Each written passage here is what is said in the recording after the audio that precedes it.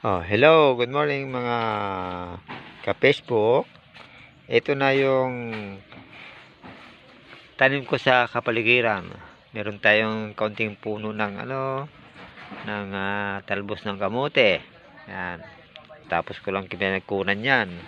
Tapos punta tayo dito sa talong. Meron din mga ilang puno na talong at namumunga siya pero puti siya. Tapos lang namin nag-harvest. Yan, may sili ba? Taon ng sili, yan. Paparte ka ng manok, pang tinola. Yan. Yan. Kunti lang, pero at least makakatipid na rin kaunti sa pangkusina.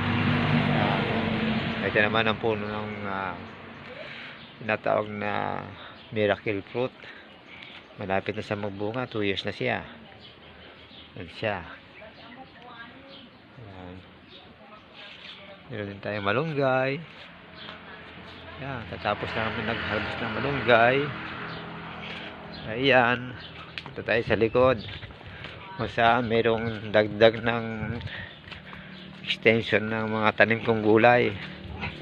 Na kahit paano ay nakapagdulot ng kaunting tipid. Ito na. Ito na mga guys, ang mga lukbati na tinatawag. Ito, hahaba na ng mga ano niya, oh. Talbos niya. Yan. Meron pang sili. Yan, may pa isa-isang puno na ang palaya. Yan. Ngayon ko sa prutas, malaki na rin itong magit sa taon na tanim ko na avocado.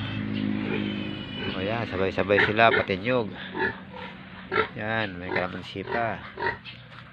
Yan, may sarguelas. May bayabas. Tapos, punta tayo sa may side niya. Yan, ito. Yan. Meron pang ito yung malunggay na 1 meter ang haba.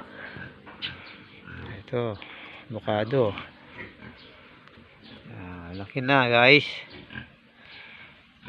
Punta tayo sa isang mga seedlings na pwede na sana itanim pero kulang space. Ito mga seedlings to. Yan, mga prutas guys. Yan, ito ready to plant na rin to. Avocado, may kalamansi pa. Yan, side naman malapit na rin mabasang puso itong saging na to. Ingay naman to, kumain na nga siya hindi pa nagbibinenta. Diyan ka muna, mamaya ka na uli kakain. Ito naman guaba-jaba. Ito po mga guys, yung libas na pangsigang, maasim ang dahon nito. And that's all guys, and have a good day.